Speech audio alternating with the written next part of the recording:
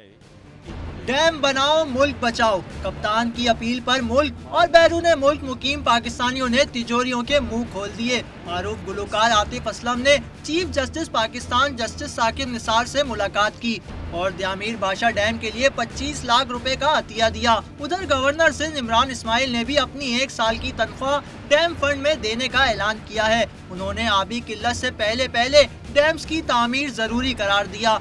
वजीर आजम की dams fund मुहिम में मदारिस भी मैदान में आ गए। कराची के जामिया बनोरिया में तुलबा ने दिल खोल कर डैम फंड में अतिया जमा कराया, जबकि बैरून मुल्क मुकीम पाकिस्तानियों ने मादरे वतन को कर्जों से निजात दिलाने का अज़्म का इजहार किया। कई पाकिस्तानियों ने $1000 डैम फंड में जमा करा दिए।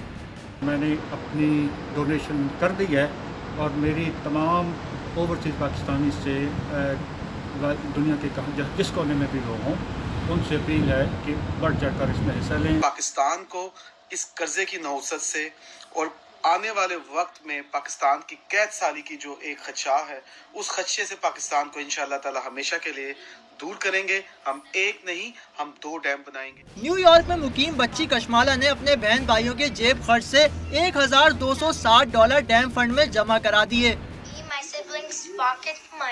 And we're going to donate these money, $1,207 to Pakistan so they can fill it dam. So dam bajoro.